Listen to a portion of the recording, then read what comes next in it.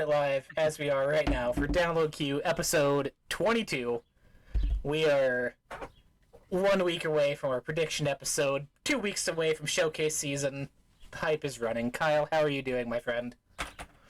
I'm doing really, really good. Just barbecued some burgers and some hot dogs and corn on the cob. So I'm all fed, ready to talk about some games. Oh, jealous. I will start and apologize that it's my turn to have massive storms going on outside, and there's a window right next to my PC, so heads up ahead of time, just in case. But, Yeah. getting into it, we got not a lot this week, honestly. It's been... I want to try and stay away from rumors before next week. So as far as new stuff goes, not a lot, but thankfully, Hellblade 2 is out, so most of today's show will be about that, our thoughts, opinions, possible spoilers, I don't know. It's still very early, but very short game. Before we get into that, though, Kyle, I'd like to know more about you. It's been a while, shorter episode. I want to fit in another little question for everyone. Since Hellblade's a divisive game so far, of what people enjoy about it or not, what's a game genre that you wish you can get into? What's something that doesn't quite click, but all reasons should, or just something that you wish you can get into? I would say probably fighting games, Street Fighter, Mortal Kombat. I've played through Injustice 2 fully, and that's the only fighting game I've ever played, and that was just because of the campaign and the story, which was interesting enough to get me through, and I just kept spamming the Flash because he'd get attacked fast, so I was able to like at least get some damage off. But yeah, that's a game, those fighting games I always try, but I just can't get in it past a campaign or story mode, so I just stopped playing them. So all the Mortal Kombat, especially the most recent one, looks cool. I love the characters and all that stuff they're adding, but it's just something I look at and go, that's cool. Yeah, I think fighting games definitely are very, like, that sort of walled-off garden. Like, the people that are in it are really, really in it, and that's their jam. And it makes it harder, especially if you're trying to break into, like, the online element of getting involved. For me, something that I should enjoy, and there's only been one so far that's really stuck with me, is, like, turn-based, top-down, old-school RPGs. Like, Wasteland 3 is the one I'm talking about, where I absolutely fell in love with that game, and, like, getting into the intricacies of, like, movement and turn and hit chance and getting all that stuff set up.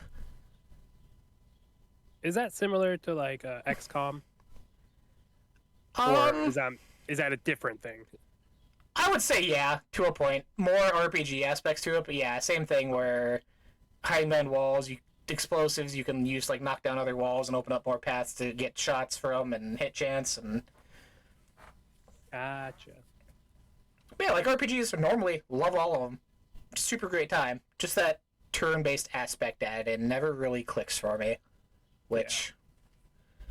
To each their own. Wasteland 3, though, what a time. Downloaded it when it came to Game Pass, and that absorbed, like, a month and a half of my life back when that came out. Nice, I like that. It's good. Yeah, I haven't played many of those games either. Yeah, just they don't grab my interest, so.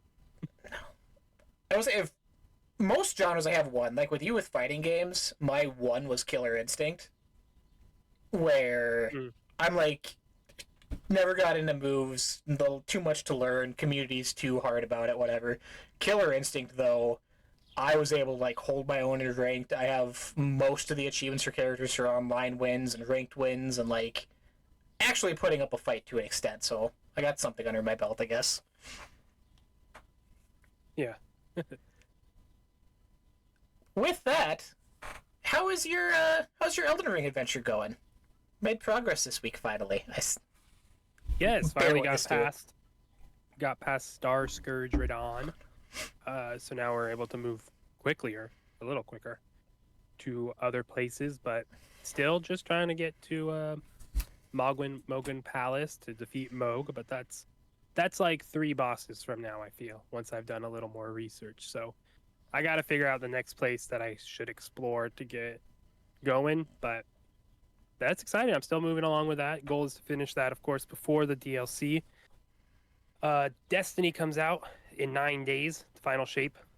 So I've been hopping in and out of that, and now it's like, all right, I got basically a week. Resets on Tuesday, so I gotta get going on that to get ready for the drop of that. So the first week is gonna be when that comes out. I'm gonna be playing that a lot, and then I'll get back to Elden Ring. But currently, yeah, it's Elden Ring and Destiny in the background. Some WWE 24 2K, Ooh. 2K24, whatever the freaking name of that dumb game is. Add some more letters. Diablo 4 season is fantastic. Very fun to just the loot's rewarding. You level up a lot faster and in a more entertaining way. So if you're itching for Diablo, get back in. But that's what I'm playing. What are you up to right now? I took a weird turn this week. It's something I wasn't expecting, but I downloaded, after forgetting this game existed, a little game called xDefiant from Ubisoft, which is essentially a weird mix match of Call of Duty and Overwatch.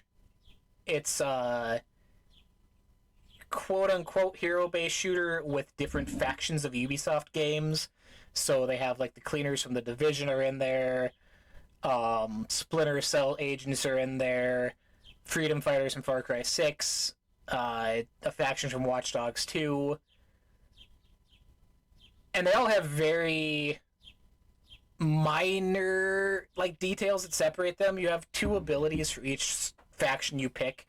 So, like, your cleaners and stuff obviously have, like, fire bombs, burn damage, incendiary rounds, stuff like that. I've been playing a ton of the Far Cry faction, which is more of a support class where I have, like, a little heal bot that does, like, an AoE gas heal for objectives and stuff, so I've been playing a ton of that.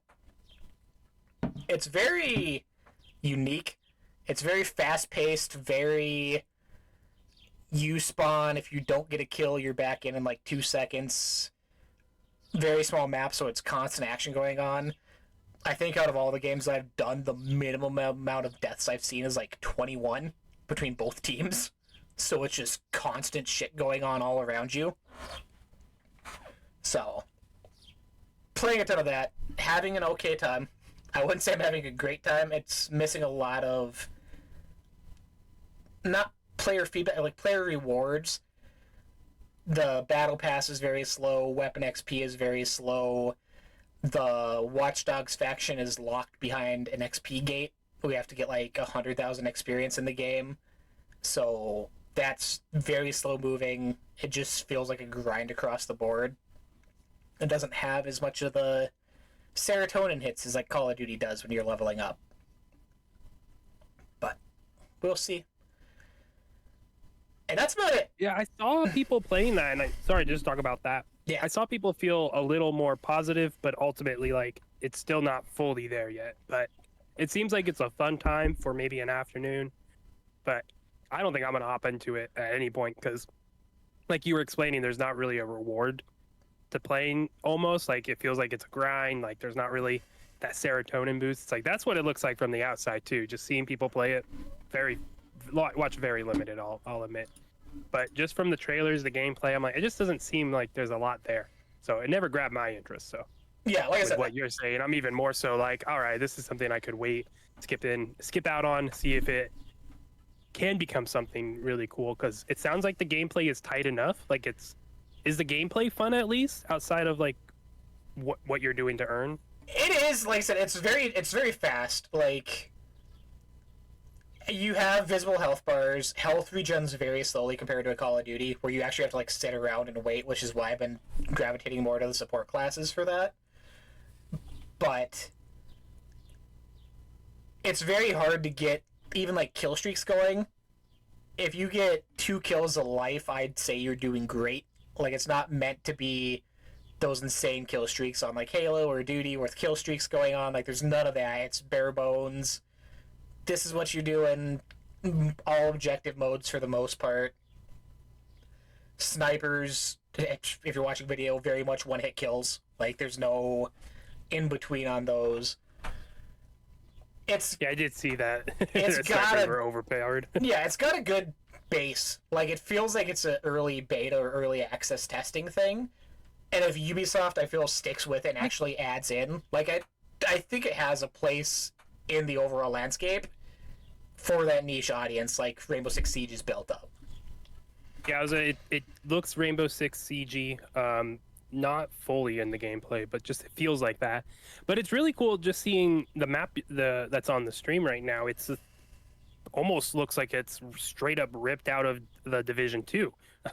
Outside of it being, I don't think Air Force One was in the DC map. I think it was just a plane, but I might be misremembering. But I remember like walking onto a plane, walking up in this map looks similar to one of the moments in the Division 2 Ubisoft property. So you can pull from those things like they're doing. They have factions from their different games across it. That's a really, really cool and unique thing that they can do. So, like, I was going to make the point before we ended this to talk about xDefiant. You said it, though. I agree. I hope they continue to invest in this because it's a unique, and I like this. And I think this is a fun, free-to-play game for a publisher like Ubisoft to have fun with their properties, throw in all these factions from their different games, have fun with the different maps.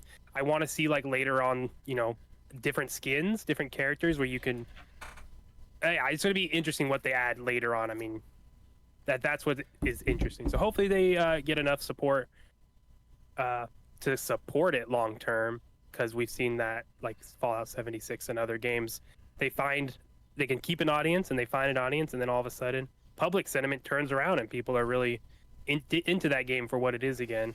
So hopefully that happens for xDefiant, because I love the idea of grabbing all their different properties and throwing it into like basically a Smash Brothers type thing, but first-person shooter, objective-based gameplay type stuff. Yeah, which that is where I feel like they dropped a big ball when this launched, is not having... Don't blow your load too early, though. I know, but not having any Siege representation, that's arguably like one of their biggest things, was a questionable thing for me, I guess.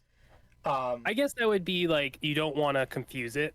Like, this is very like, hey, no, they are not at all tied together. You're not going to see crossover for right now until xDefiant gets its audience, defined. And to your point with the maps and stuff, when you actually load in, it'll like tell you what game it's representing. Like, it's not oh, that's cool.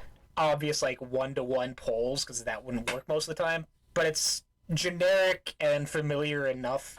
They're like, okay, yeah, this is from that, this is part of what have you. So yeah, it's got a lot of neat ideas. It's been my before bed at night mindlessly get on, play 2 games, like cool down thing. So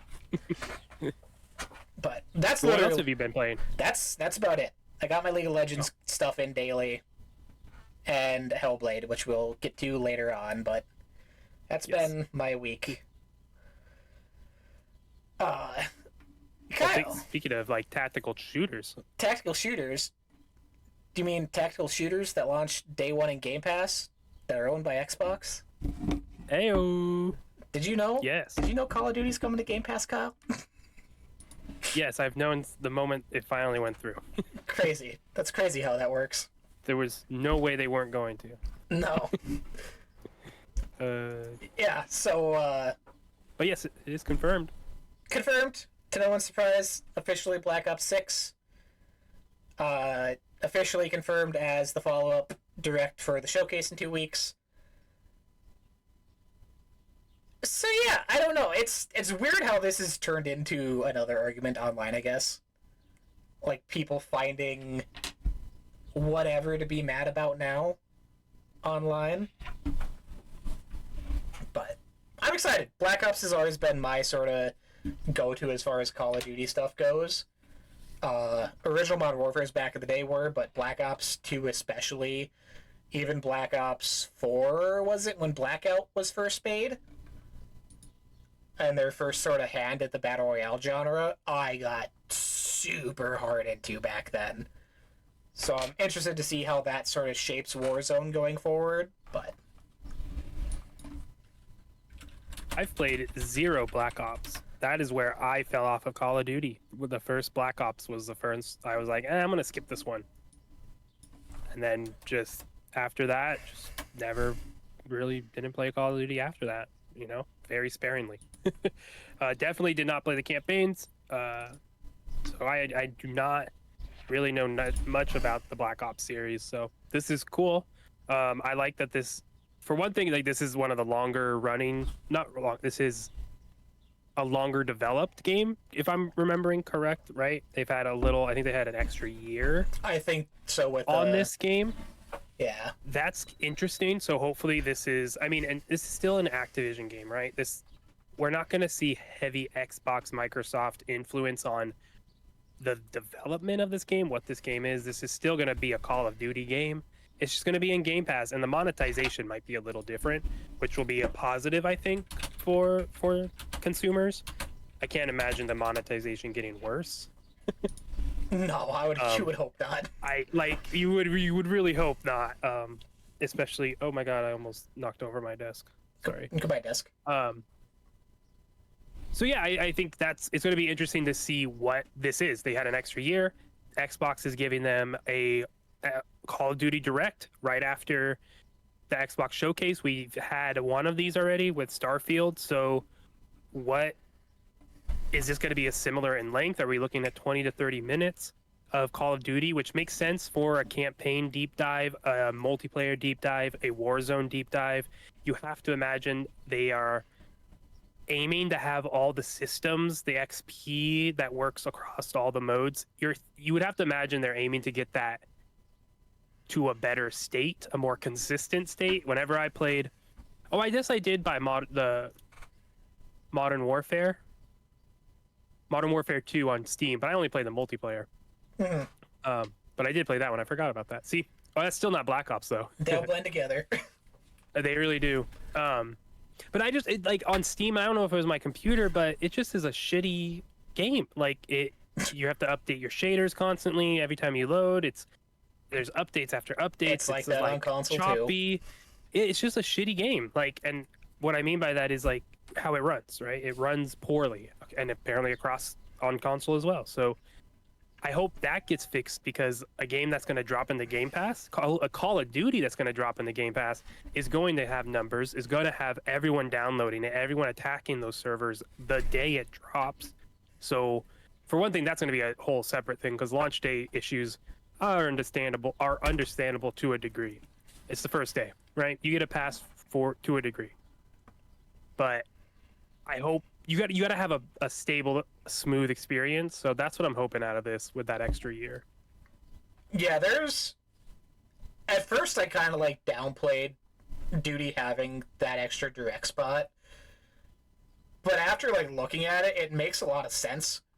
There's the stuff going around that this campaign is their first like open world campaign, so explaining how that all works and blends together. What the hell does that mean? Exactly, like what does that mean for a Call of Duty? You say that for an RPG or something. In a first-person shoot, I mean, I guess Halo was. Yeah. But not really. I guess it was. I don't know. That's wild to me. Yeah, there's that. There's what are they doing with Warzone? There's multiplayer changes. It just, to fill out an entire, if it was a 30 minutes, you would hope they have enough changes, major changes, to warrant that. And there still is... Oh, go ahead. Please go. I was going to say, you have easily 15 minutes to a campaign with the demo and then talking about it. And then you just need 15 for multiplayer and Warzone. That's enough right there. Or am I like overestimating these times? Like, to me, the timing of that sounds about right. Like, this should be about 30 minutes, if not longer. Yeah. You would think. Because how long have the the gameplay sections been in the past when they've played campaign missions? Yeah, like the old showcases. Yeah, they got a decent chunk of time built in there. And I think Xbox is gonna really let them just go for it. It's their own direct, right?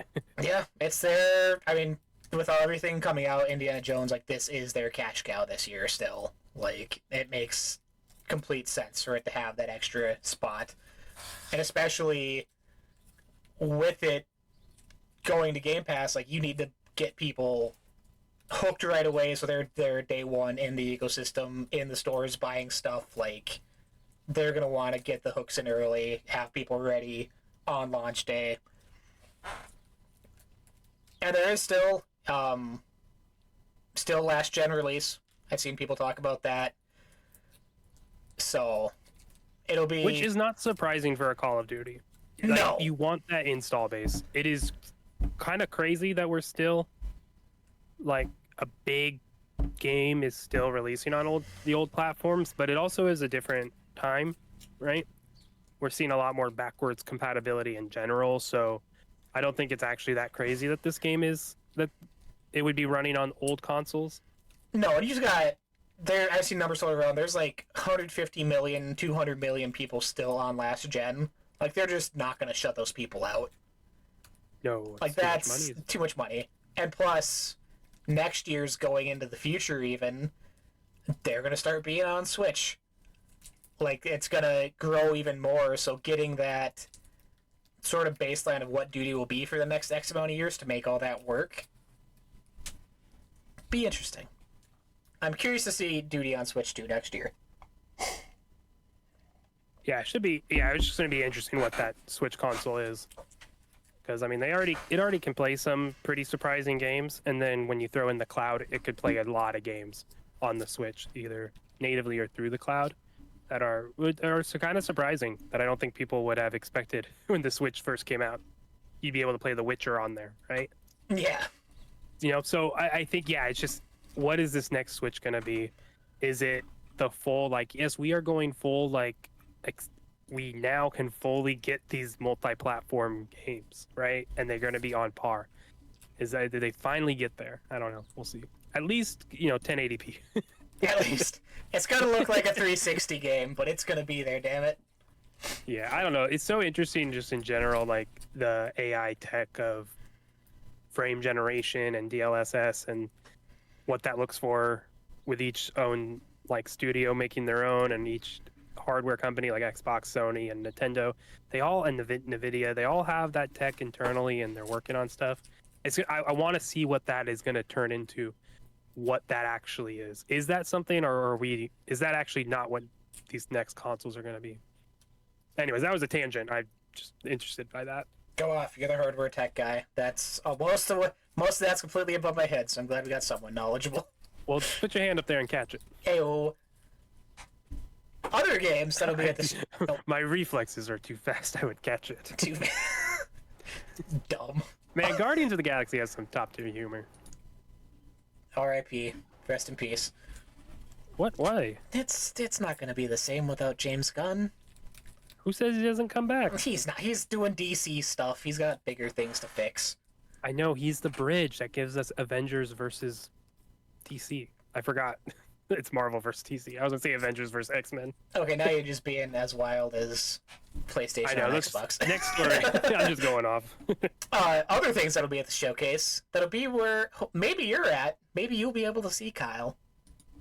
Avowed and Indiana Jones are getting previews on June 10th, the day after the showcase, which, not really surprising. These are the other two big fall releases this year, so obviously they're getting extra time.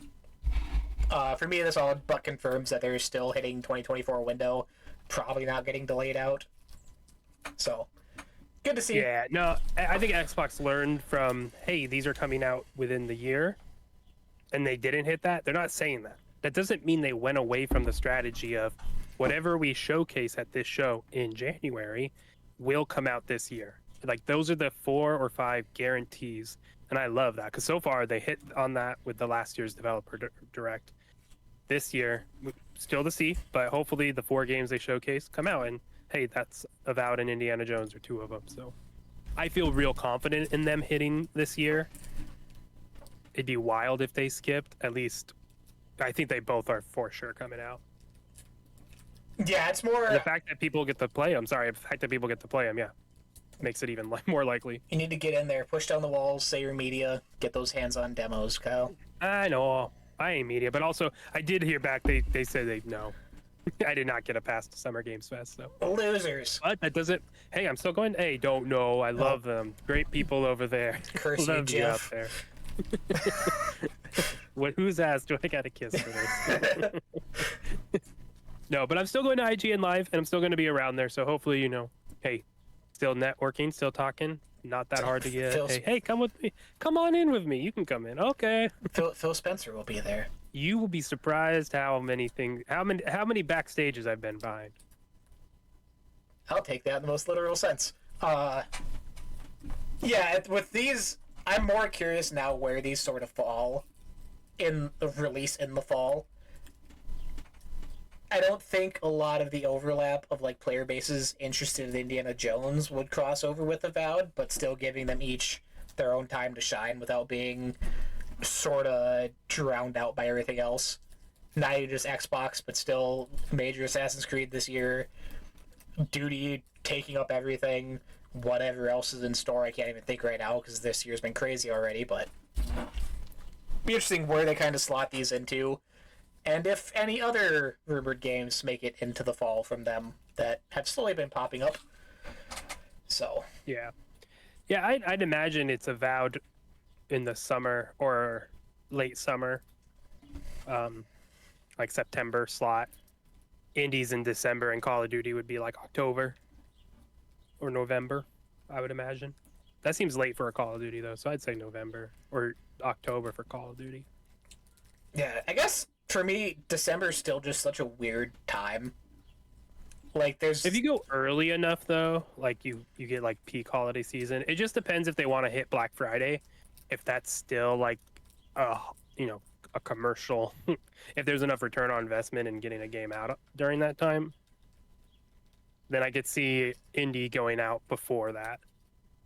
Because that makes... Like, that's your blockbuster game. That makes sense for the Black Friday sales and deals. But that's Call of Duty, too. You know? It's Call of Duty. That's what's different. Call of Duty can go anywhere it wants because people are gonna buy it. People are gonna be there for it. So yeah, I think it goes where they want it to go. Indiana Jones makes a lot of sense just for that IP recognition. Like people out shopping, doing that old school style wherever that happens at. Like they see Indiana Jones, known thing, grab that out of something like Avowed with a weird case and a name they've never heard before. So. We're not marketing experts, though, so we'll see. Hey. What? You got marketing back? I was about to say. It just felt like an attack, so I gotta end it. And yeah, like I said, with whatever other stuff pops up this year, packed fall already. And we're still working on games coming out this year. Or this spring. Like Hellblade II. Finally out. 5 years after announce on Game Pass. I think at this time we have both completed, been through the journey. How top level without going in? How's your impressions on Hellblade going in after the fact?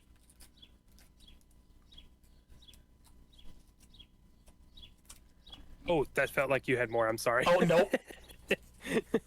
I was like, and no, Hellblade 2, yeah, we both rolled credits today on it. I rolled credits, had a response to the game, and then looked up at your stream, and you were just about to roll credits. You were at the screenshot I took and posted. That's the part you were at. So it was really funny. Right at the end of the game there. Overall, this is a beautiful game. Just what Ninja Theory has done with the fidelity and graphics and how they captured all this and how they made the game look so beautiful. Going to Iceland, having over like 350 photogrammetry or telemetry, whatever the right word is. I think it's photogrammetry. Elements in the game, which is just like, that's why the rocks look so real. Like, right? It's so beautiful. I have over, I think it was 77 screenshots so far. This game took so long because I kept stopping to take screenshots. It's a beautiful game. This is on Unreal 5. They did take extra time to move to Unreal 5. So this is another reason why the game took a little longer than it should have. On top of the pandemic, they moved into a studio, the pandemic happened, then they moved to Unreal 5, and then they really, then they really started developing the game. So there's a reason why it kind of took a little longer. We gotta remember about that pandemic there. But I think also moving to Unreal 5 was well worth the wait. This is the most photorealistic game I've ever played and seen. I played it on my QLED TV, so not a full OLED, but still full 4K and everything on my Series X. Beautiful, stunning. Played it on my Series S as well. Looks about the same. Loved it too. Not much of a downgrade in my opinion, so that was really cool to see. And even when I throw it on my capture card, which can only do 1080, it still looks great. It looks kind of better because it's a little more muddy because it's a lower resolution. But there were like more moments I'm like, damn, that looks like a movie frame. Like this looks like it looks like the actress just walking in a room, which is what she did because this is how they captured all the footage. Incredibly beautiful game. So like right off the bat, that's just one reason to at least put on some headphones and play the game because it's beautiful, but also what they've done with the sound design.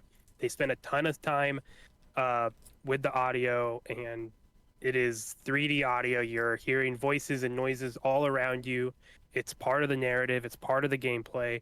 It's all intentional. It's really, it's a experience for sure, right? And I think that's, no matter what, it is an experience, and that's why it is an easy game to say definitely try it out if you have Game Pass.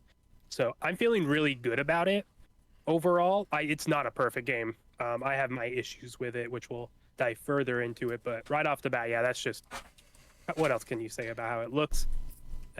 It's beautiful.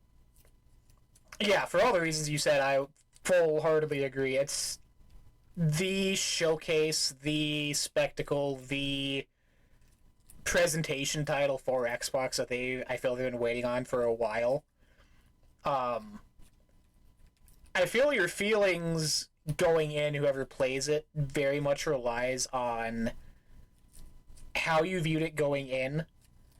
If you viewed it as that, hey, this was the first thing shown, this was supposed to be the big Xbox game and be this big game changer sort of thing, you're not going to get that.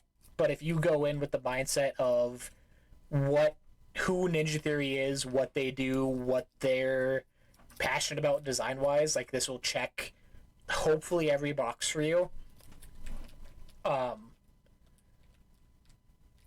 It's an experience. Everyone talks about the audio stuff, which rightfully so. That's a brilliant technical marvel, I would say. There was times where playing, I almost got too comfortable with it, of the voices talking to you, everything going on, and there'd be one, like, off-putting voice that was either a different pitch or, like, a screech that felt like it was behind me in my room, and literally it sent, like, shivers down my spine. Like, it caught me off guard a few times just because I became so comfortable with what was happening.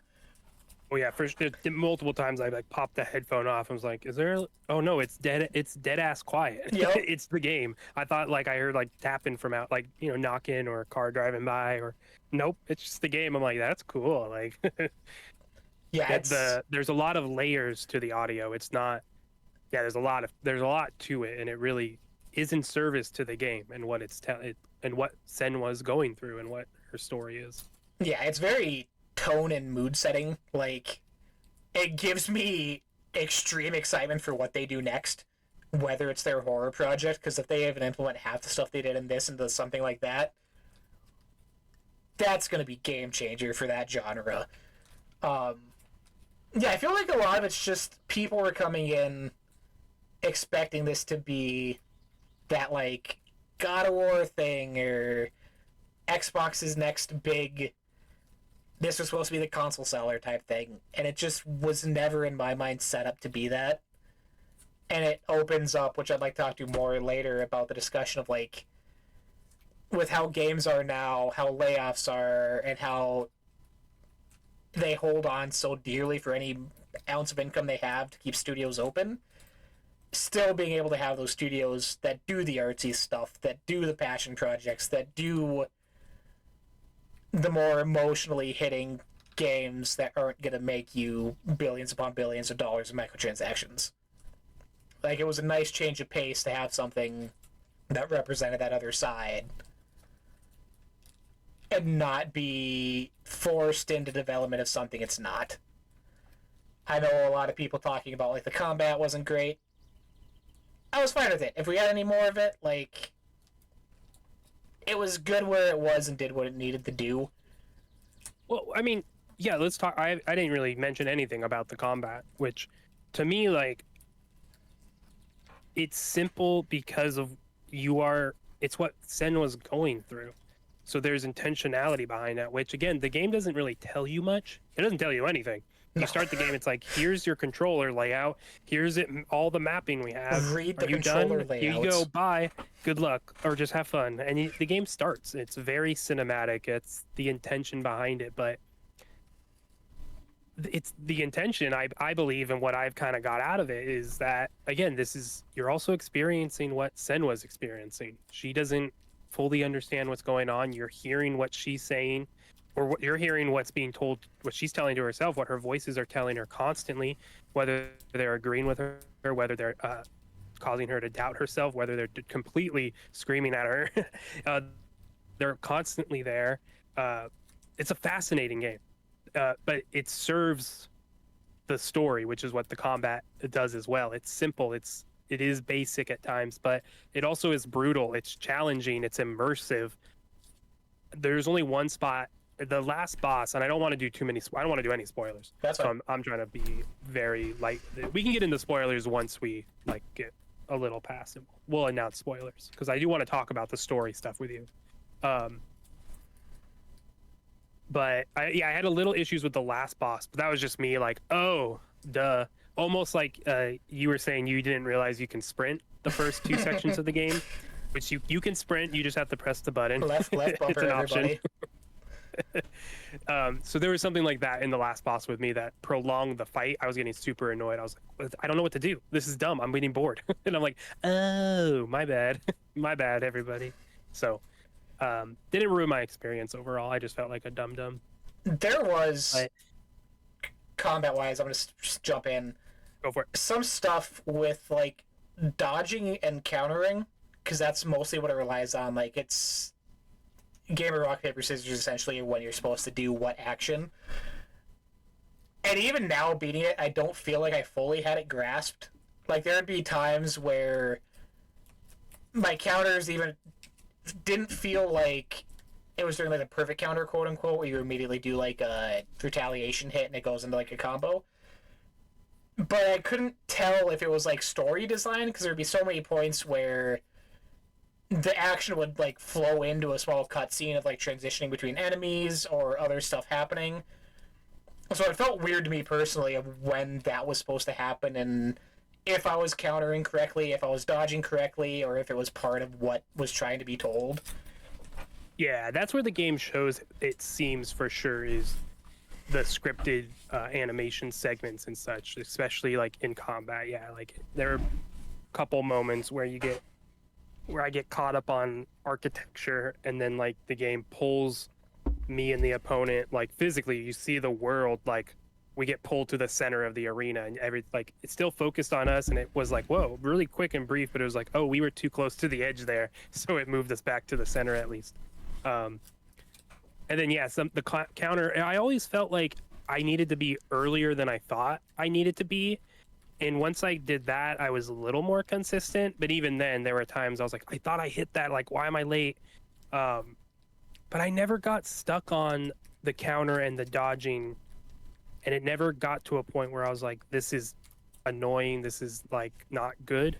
It just felt like this isn't supposed to be clean. You're not supposed to be like dipping and dodging effectively and cleanly. Like Sen was struggling, right? And it gets old when they follow the similar pattern of combat throughout the whole game, which I appreciate the game being a tad shorter, or 100%. Shorter than most, right? Like this would have gotten really repetitive. For me, it didn't overstay its welcome. I liked it almost like was a slowed down combat, and you had to like wait and like make sure you're paying attention, which I appreciated. It was slower but brutal. But there were definitely pain points of the dodging and the counter and the parrying, where you could see some of those seams between animation and actual gameplay mechanic and gameplay you're controlling. That definitely showed in those moments. Yeah, it was definitely muddled, I guess is the word. Not constantly, but yeah, it was... And overall, it's a change from how combat was in the first game. Because this one is one-on-one, like... very arena-focused, like, you know when you're going to enter combat for the most part. Like, large circular rooms, not a lot going on. You know what's about to happen. And it's one-on-one, you're not like the old game where there's 4 or 5 people swarming around you and you're sort of being attacked every which way. Which, for me, was okay. It felt like it represented the struggle of it more. Instead of in the first game where Sentinel was still trying to, like, figuring out with the voices, the Furies in her head. It was more of a swarm of thoughts and emotions, which was represented in the combat, I felt. Which this one, as the game goes, she has more of a handle on it. Not fully, but she's able to get those things in order. And in the combat, she's focusing one thing on one. She's not trying to spread herself too thin. So, I feel like there's a lot of parallels between how the gameplay plays out and the actual story, which I like. And same too with the voices, especially. I pointed out a few times with the voices how at the start and in the first game they were very more aggressive almost, but as she grows as a character, they almost become more,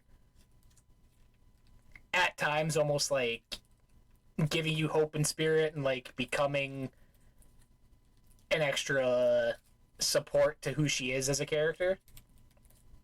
Just the overall evolution of how, in the short amount of time you're with her in this game, how her character develops, I really liked.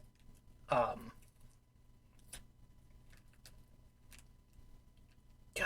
Yeah. Sorry, I think I muted myself at the wrong time. Shame. Yeah, the story. Talking about, like, getting into spoilers here, just it's hard not to talk about the story before I go dive into that. It's good. I appreciate you. It helps that you have to wear headphones, because I think it helps when you do just focus on the game and you play the game it's giving you, right? It's not trying to give you something to run around and collect a bunch of stuff, though there are collectibles. You're not grabbing resource items to upgrade your weapons or anything like that, so you just gotta walk the path they're giving you. There are little things to explore off to the side and such, but nothing too crazy. So there's that with the story. But getting into like more of like, I guess the spoilery bits with it is getting into the voices too. Like I totally agree, they are way more aggressive at the beginning.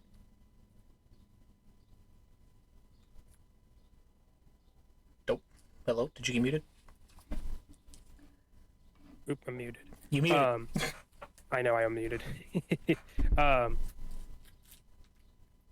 With her voices, they're doubting her, and it's like her doubt, right? But these voices are always going to be here. That's like her psychosis. And after the first game, she's kind of learned not to be fighting them, right? Overall, that's a part of her, though she hasn't like fully integrated it into her. There's still like some off stuff there between that with her voices as she makes decisions, and her voices are like, no, that's not, no, she doesn't have this, no, she can do it, she can't, no, she can't. It's fascinating, and it's her doubt. And then as the voices build up in tension, this is when we get like these combat scenarios, and to me that's like her psychosis, her voices, her doubt getting so much that it becomes a physical battle for her, that she has to physically now battle herself to get through this and continue on. This whole story is her, after in the first game, figuring it out, overcoming her grief, and getting to the point where she can continue on, and she chooses that. then in this game, she's trying to help other people, and along each journey to help these people to kill these giants, she keeps getting stuck by herself. It's the voices that start, and then these aberrations come forth that are just from her own psyche that begin because as she like, yeah, let's go help. I'll go help you now. Her voice is like, she doesn't know what she's doing. She can't do it. She can't help them. She's going to fail them. They're going to die. And finally it comes to a boil. And that's when you get like the little climax of that little section there. And then each of the giants being not like a thing that she physically has to kill, but it's like the different grief and shame are what these giants represent, right? The very first one, the giant and with the baby, you know, is just a mom that couldn't protect her child, that was grieving, that was mourning all that she couldn't do that. And I just thought that was, I mean, I guess it's the fact that I do have a 9-month-old here right now.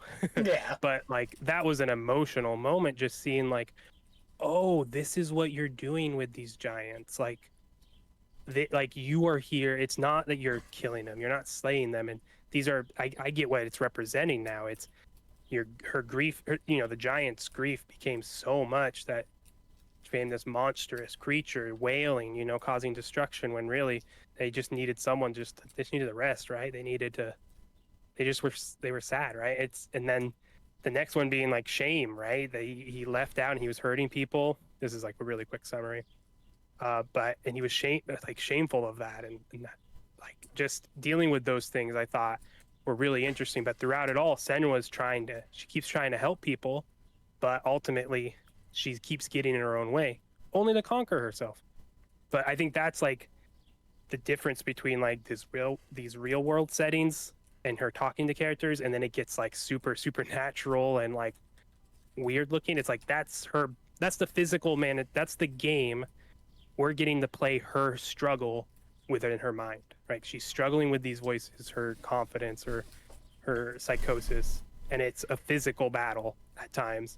And then we just get to play those moments out. And yeah, the first game was a lot more chaotic, but now she's able to focus in and like, all right, one thing at a time, one enemy at a time. I think it's like a beautifully designed game when you talk about the intentionality behind it. Really cool. Well, yeah, that's where it works so well, I think, because the entire thing is completely up to interpretation. Like, if you're getting that much from it, where you're seeing those sort of layers presented to you, perfect. If you're going at this in a casual state and not wanting to worry about it, like, yeah, it is those physical manifestations of things, like the giants that you're taking down, and it works that way. It's so open in how it presents what it's trying to tell that for almost anyone, if you give it a chance, like, there's something here that'll grab onto you or catch on, I hope. Where if you don't want to deal with the different meanings of things, like, it's still just a solid base of a game at its core.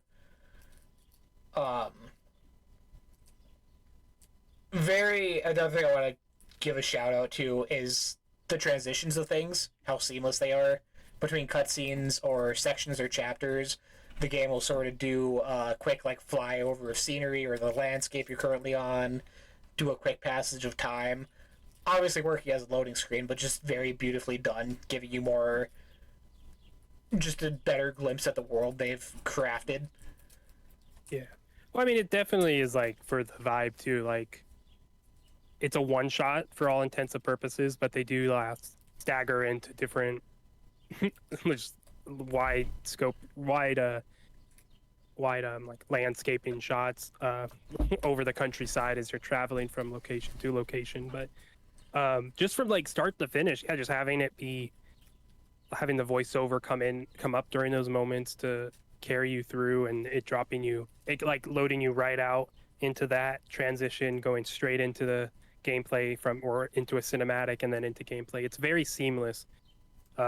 It's a very beautiful cinematic game, very cinematic. There is I don't remember in the first game it was very solo experience, right? Like it was just Senua, you didn't have yeah cast K. Yeah, that was in this one, you sort of meet three other people throughout that are kind of with you on your journey. Um, I felt that it gave sort of like a physical, to the same point of like the different layers and how you view it, it gave a physical representation to Senua's past and like the people that she's lost, and the whole reason of this, right at the start of the game, she openly gets captured as a slave, wants to go to where her people have been held, stop the slavers. Like, that's at the base what it starts out as. So getting a little group of people around her that she eventually forms connections with, wants to see succeed, wants to keep safe, I felt was a good representation of that, of what she's been trying to do this whole, where her journey started this time around. And I felt it tied in very well with the overall main story and how it ends. The first character you come across, very pivotal to the ending and the final boss and stuff that you come across, and sort of ties up that whole story without giving it a definitive end. The ending of the game's, like I said, very much open to interpretation. Like, it's very sudden of how it ends. It doesn't really give you a lot of, oh, they all went off to live happy lives and this happened and this happened. Like, you're left to sort of make in your mind what Senua would do. And I'm sure there will be a Hellblade 3 in the works with the way this ends.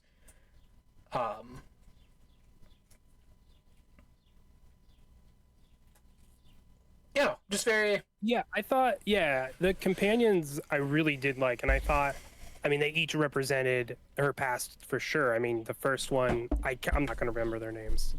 Wouldn't attempt. The slaver, I think it's like Gorgard. If I heard it, I'd be able to replicate it again. Thorgenston? Thorgenston, something like that. Yeah, the first guy, the slaver guy, I mean, instantly her being like, oh yeah, he's basically your father, right? Like, he's a bad guy, and then it's like, oh wait, no, he has a father that's bad too, just like me. He's like me, I can help him. And then there's growth there, and she does, and he does change. He does start to help her, and then he's fighting for other people, the people he was enslaving before the game, right? Before the game begins. So, like, there's that, right? And then ultimately he dies, and it's like, to me, it's like, man, that could have been you, Senua, right? Senua. I keep adding like a wa to it. Wa. Senua. Which his death caught me like off she guard. saved him, but still not far enough, right?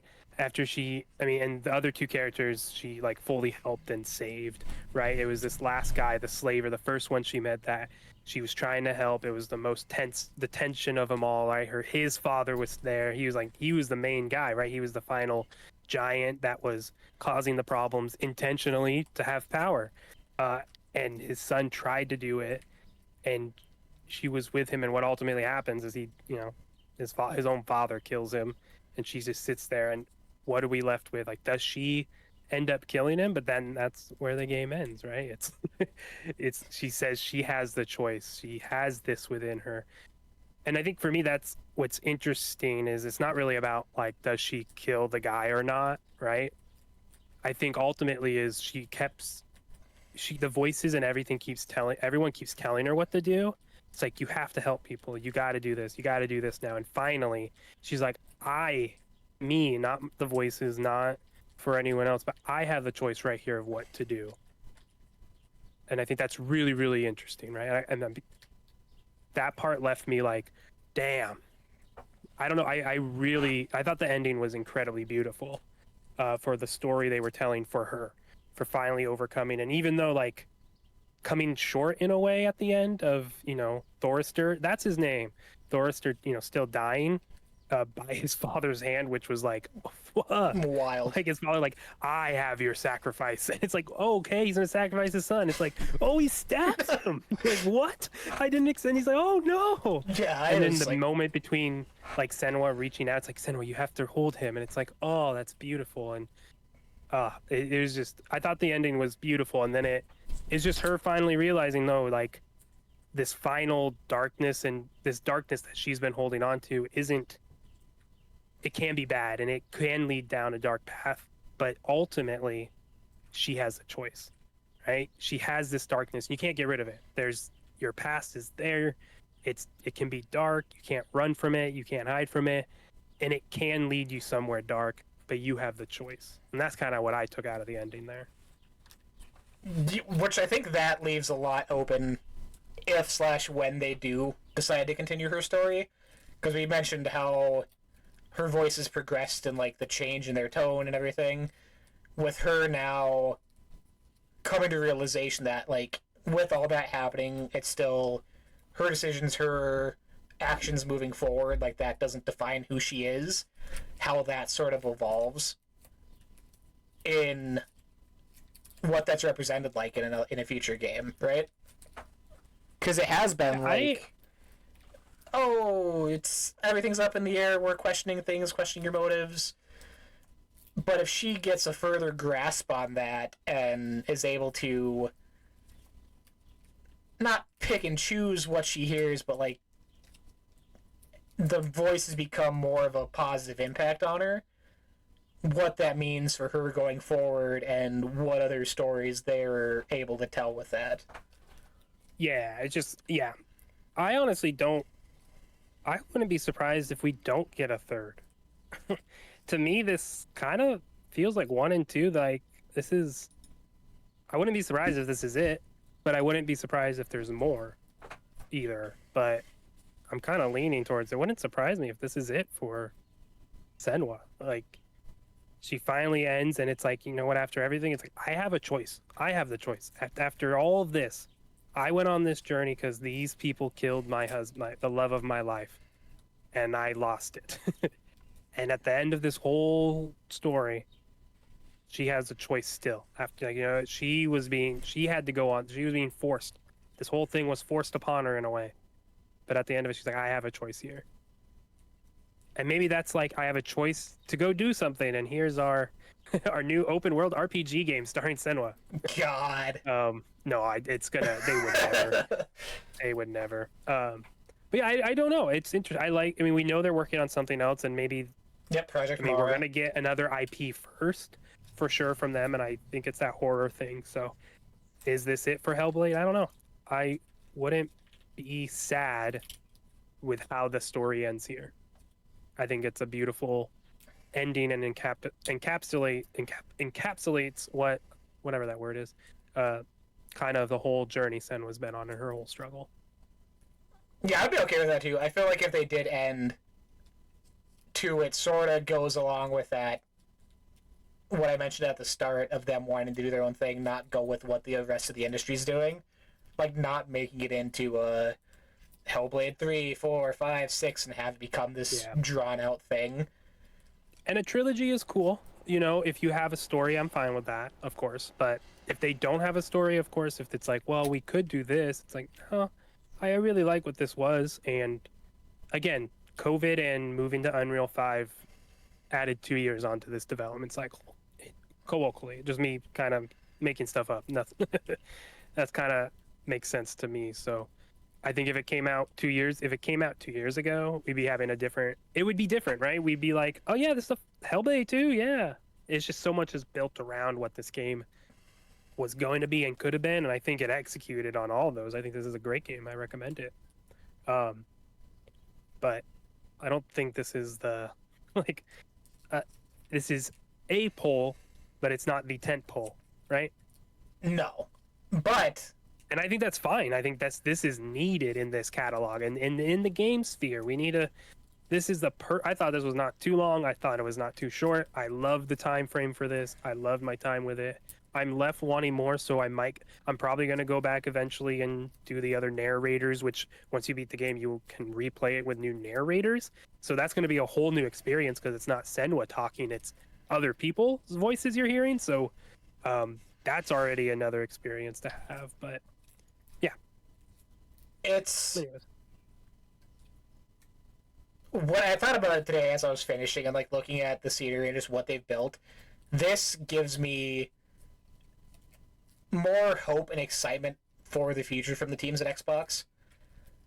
And what I mean by that, I thought back to last year's showcase when they started off with the Fable reveal, and they were like, "Hey, this is like quote unquote gameplay in engine," and Yeah. I was like, "Okay, this is marketing. Like, this isn't actually what it's gonna be like." But god damn it, this is very close to what that looked like.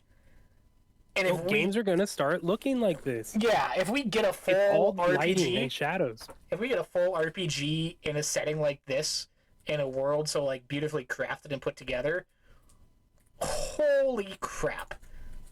Like it gave me, and just Ninja Theory alone. Like I said, this was Unreal Engine 5. Ninja Theory and the Coalition very much are like the tech giants for Team Xbox.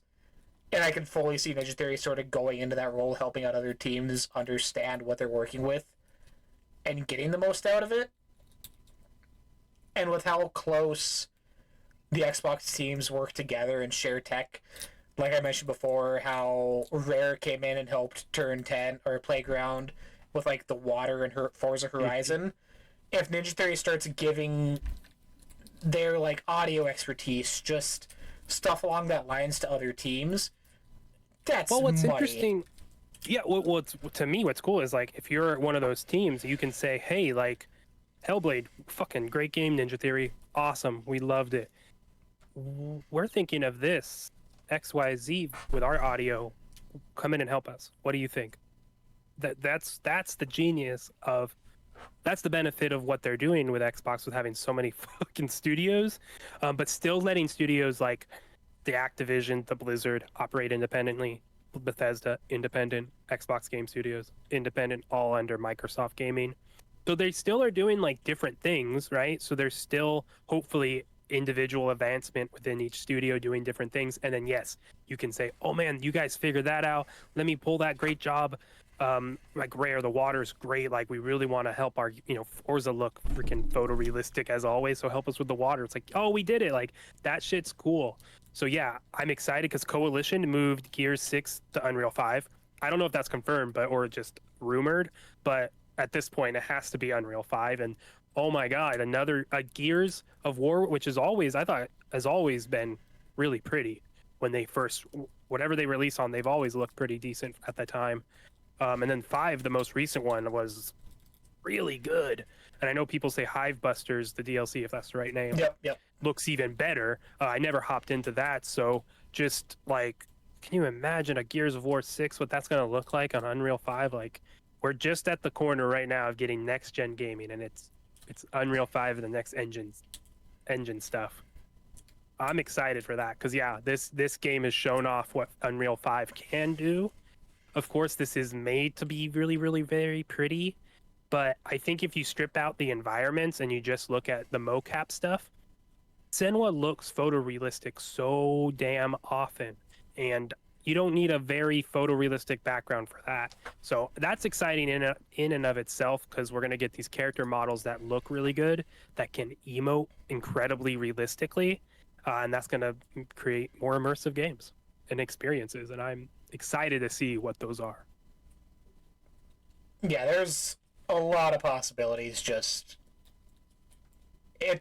it's dumb because people always talk like, oh, we're however many years into this console generation, whatever. Like we're just now getting this, but like that's not the same as how it used to. Like you're not getting those graphical leaps and jumps as often as we used to, and what we were used to before.